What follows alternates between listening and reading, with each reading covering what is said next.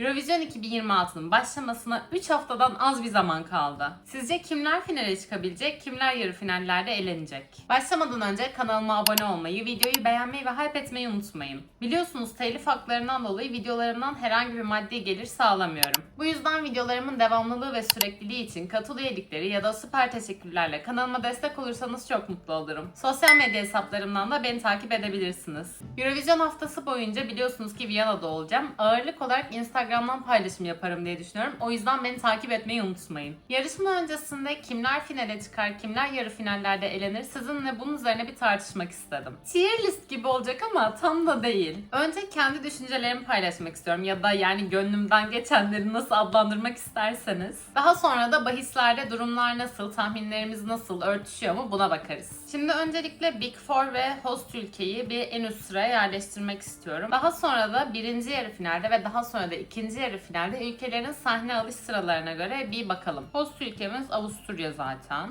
Big Four'dan ilki Fransa. Yani bir şekilde finale çıkıyor diyelim. İkincisi Almanya. Üçüncü ülkemiz Birleşik Krallık. Ve son olarak benim canımın içi İtalya. Şimdi bunları aradan çıkardığımıza göre birinci yarı finaldeki ülkelerle başlayalım. Birinci yarı finalde hangi ülkeler vardı? Önce bir onu hatırlamak istiyorum. Moldova, İsveç, Hırvatistan, Yunanistan, Portekiz, Gürcistan, Finlandiya, Karadağ, Estonya, İsrail, Belçika, Litvanya, San Marino, Polonya ve Sırbistan. Şimdi şöyle bir qualifier gibi bence hepsini bir gözümüzün önüne dizelim bir bakalım.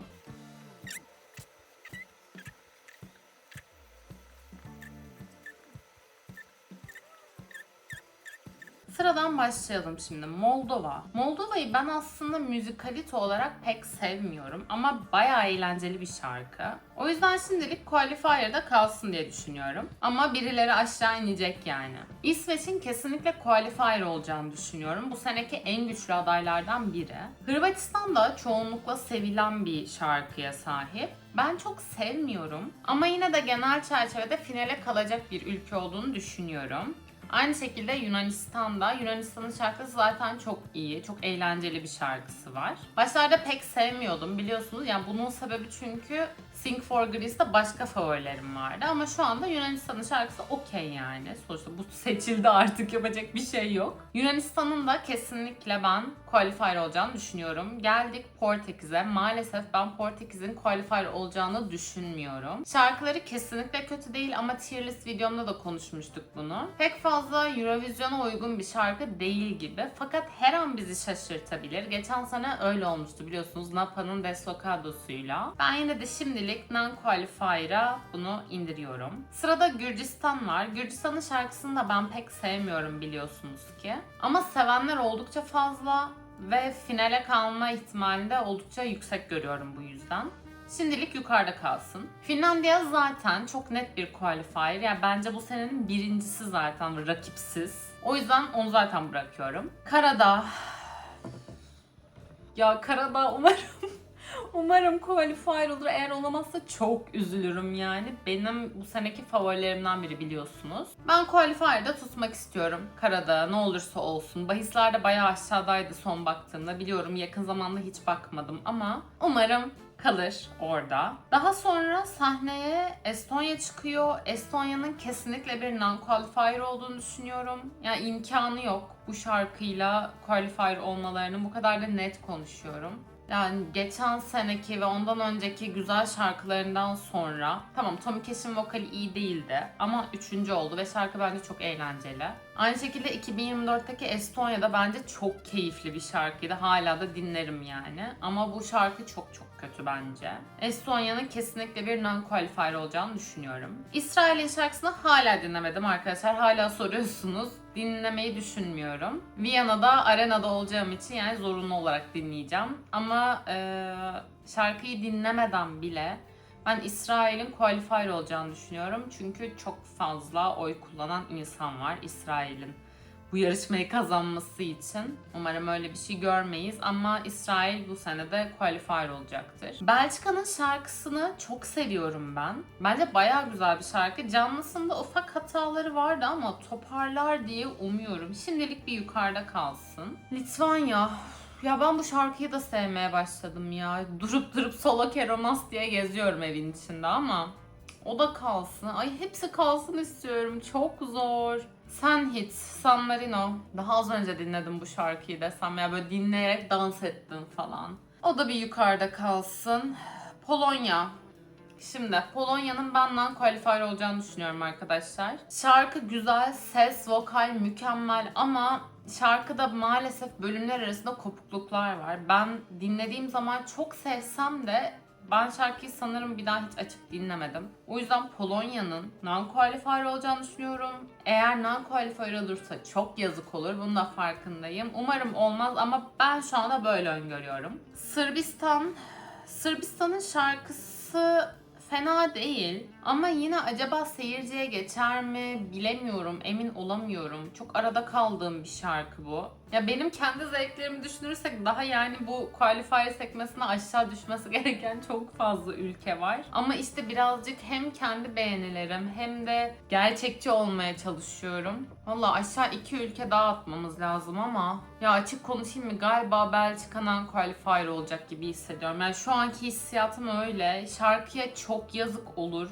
Yani çok dinlediğim, sevdiğim bir şarkı. Ama canlısını kötü söylediği için şu anda en azından böyle düşünüyorum. Fakat Mayıs'ta eğer çok iyi bir şekilde söylerse, sahnelemesi iyi olursa kesinlikle qualifier olur. Çünkü şarkısı bence çok iyi. Son bir ülkeyi daha aşağı atmamız lazım. Ya umarım bunların arasından Karadağ falan düşmez aşağı. Ben Gürcistan'ı atacağım sanırım aşağıya ya. Sırbistan ya da Gürcistan diye düşünüyorum açıkçası. Sırbistan'ın sevenleri de vardı. Ya açıkçası şöyle düşünüyorum. Sırbistan sahnede çok büyüyebilir. Ama Gürcistan'ın da çok böyle akılda kalıcı dansı ve nakaratı var. Galiba Sırbistan ya. Benden günah gitti. Attım aşağıya. Evet, 2 tane sevdiğim şarkı var. Hatta Portekiz'i de sayalım. 3. Belçika umarım non-qualifier olmaz ama şimdilik böyle görüyorum. Aynı şekilde Polonya'da umarım olmaz. Portekiz bizi şaşırtabilir ama Estonya kesinlikle aşağıda. Sırbistan'da soru işareti, yani o da şaşırtabilir. Benim için çok fazla aynı seviyede şarkı var ya first semifinal için, yani çok zor. Şu an çok zorlandım. Hızlıca second semifinal'a da bir bakalım. Daha sonra da bahislerde ne kadar tutturduk bunu merak ediyorum. Şimdi sıradan bir ilerleyeyim ben.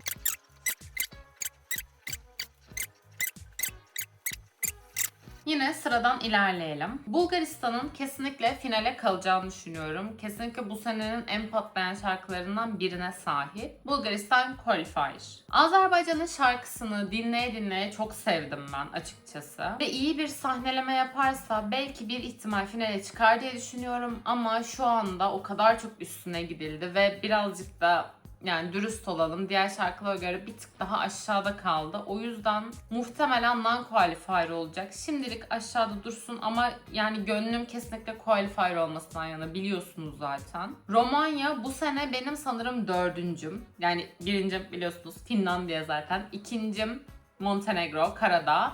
Üçüncüm İtalya ve sanırım dördüncüm dediğim gibi Romanya. Çok başarılı buluyorum gerçekten bu şarkıyı. Sahneleriyle ilgili bir soru işaretim var. Nasıl bir sahneleme yapacaklar bunu merak ediyorum. Eğer sahnelemeleri zayıf olursa şanslarını çok kötü etkiler bu ve şarkıya da yazık olur. Ama umarım iyi bir sahne çalışıyorlardır. Lüksemburg kesinlikle benim için bir non-qualifier. Yani bütün mimikleriyle, her şeyiyle berbat. Çekya çok iyi. Gerçekten hem vokal hem şarkı bu seneki en iyilerden biri bence. Çekya kesinlikle yukarıda. Ermenistan'ın ben finale çıkacağını düşünüyorum. Ama başka kimleri aşağı atacağım şu an bilmiyorum. O yüzden şimdilik burada kalsın. İsviçre çok net bir qualifier. Çok iyi bir şarkı. Duygusu, sesi, her şeyi çok güzel yani. Bu sene bayağı ilk 10 falan bekliyorum yani İsviçre'den. Daha sonra sahnede Kıbrıs olacak. Calla. Yine bu senenin en iddialılarından biri. Çok net bir qualifier. Sonraki ülkemiz Letonya. Letonya'nın şarkısı da çok güzel. Duygusu çok güzel. Fakat PR'ını şu ana kadar çok iyi yapabildiğini düşünmüyorum şarkının. Sahnesi de biraz sönük gibiydi. Bunun da belki etkisi olabilir. Ben maalesef non-qualifier'e atacağım ama kesinlikle şarkıyı sevmediğimden değil, şarkıyı çok seviyorum. Ama pek büyük bir başarı yakalayabileceğini de düşünmüyorum açıkçası. Danimarka bu senenin en iddialılarından biri, daha birçoğunun ikinci olarak gördüğü bir şarkı. Hatta bazılarının birinci olarak gördüğü. gördüğü. Benim için biraz soru işareti, biliyorsunuz bazı paylaşımlar yaptı. Sonra ay ben herkesle dostum falan gibi açıklamaları oldu sanatçının. O yüzden bir tık soğudum. Ama şarkının güzel olduğu gerçeğini değiştirmiyor. Neler yapacağını göreceğiz hep birlikte. Geldik. Avustralya, yani kesinlikle non-qualifier olması gereken bir şarkı. Ama kesinlikle qualifier olacak, hatta derece yapacak maalesef ki. Çok üzülerek qualifier sekmesinde bırakıyorum. Ukrayna, umarım bu sene Ukrayna yarışmaya katıldığı ilk seneden itibaren ilk defa non-qualifier olacak. Hemen aşağı atıyorum. Yani çok sönük bir şarkı, çok sönük bir sahne. Duygusu çok tatlı. Evet, buna katılıyorum. Vokal, okey, başarılı bir, yani vokali çok az duyuyoruz ama hadi bakalım, neyse. Yani hoşça kal. Hoşça kal. Alice, Arnavutluk. Benim bu seneki en böyle yakın hissettiğim temsilci. Çünkü tanıştım yani. O yüzden ben Alice'i 2 kere daha izlemeyi çok isterim. Umarım finale çıkar.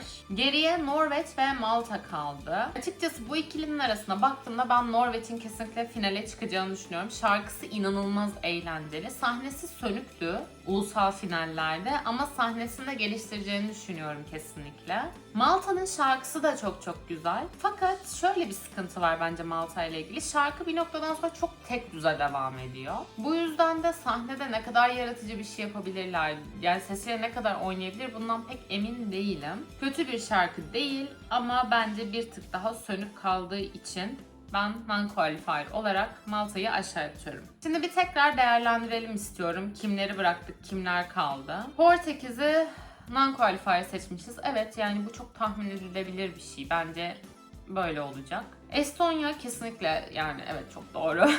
Polonya, ya mesela Polonya yerine, ya Polonya qualifier olsun ve Hırvatistan non-qualifier olsun isterim ben mesela. Ya da keza Belçika kesinlikle orada olmaması gerekiyor, non-qualifier olmaması gerekiyor. Onun yerine Gürcistan'ın aşağıda olması gerekiyor. Ama işte öngöremiyorum bazı şeyleri.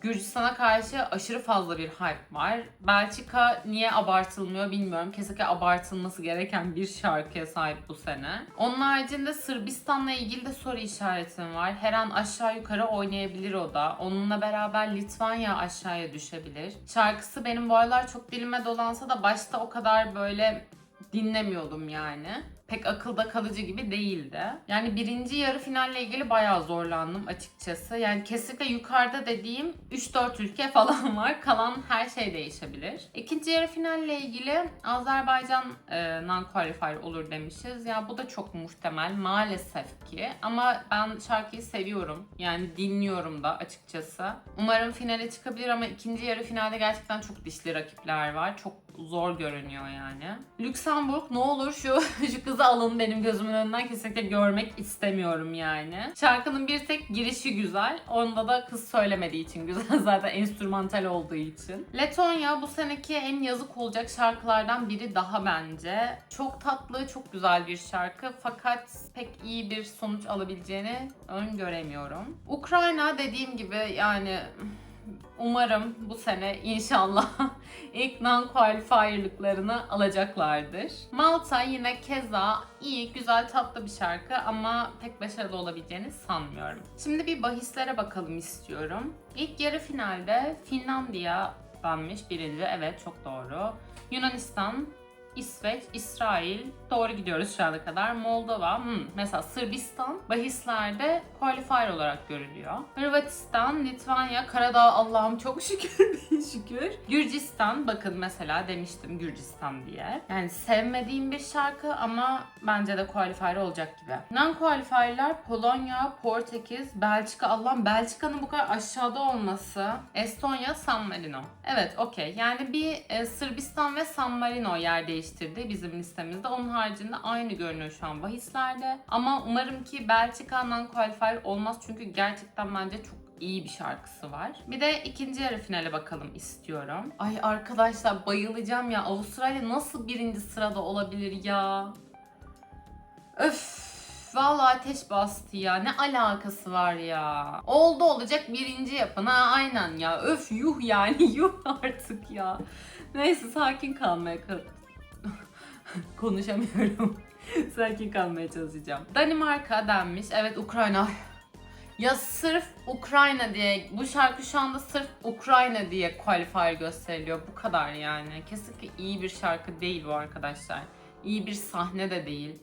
Çok yazık yani, çok yazık. Romanya, okey. Kıbrıs, Bulgaristan, Çekya, Malta denmiş. Tamam, okey, olabilir. Norveç, Arnavutluk. Non-qualifier'lar Letonya, Ermenistan. Ya bilmiyorum, gerçi biraz baş ağrıtıcıydı ya Ermenistan'ın şarkısı. Evet, olabilir. İsviçre mi ya? Saçmalamayın. İsviçre kesinlikle qualifier olacak ve çok iyi bir derece yapacak. Buraya yazıyorum. Görürsünüz arkadaşlar. Lüksemburg zaten yani çok teşekkür ederim bana katılan herkese. Azerbaycan en sonda.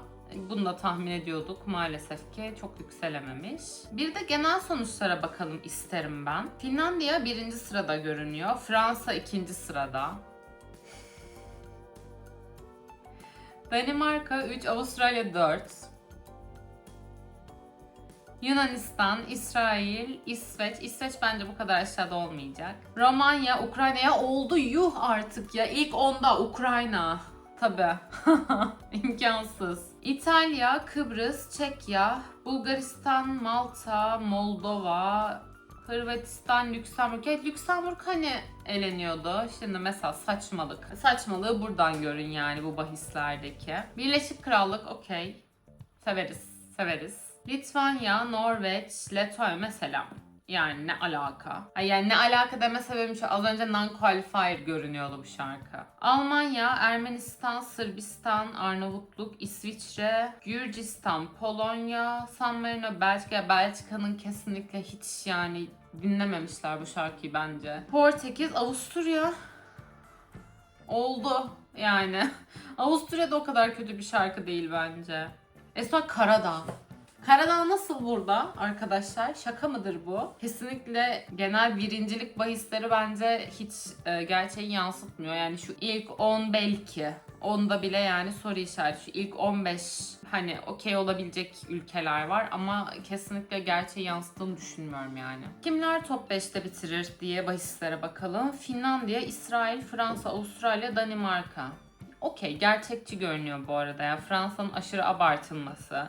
İsrail'in malum biliyorsunuz şişirilmiş oylar alması her sene. Avustralya keza yani abartılı bir kaldı. Ya çok gerçekçi. Bence bu top 5 çok gerçekçi olmuş. Son olarak bir de top 10'e bakmak istiyorum. Finlandiya, İsrail, Fransa, Ukrayna. Ne alaka mesela Ukrayna? Avustralya, Danimarka, Yunanistan, İsveç, Romanya, İtalya. Okey.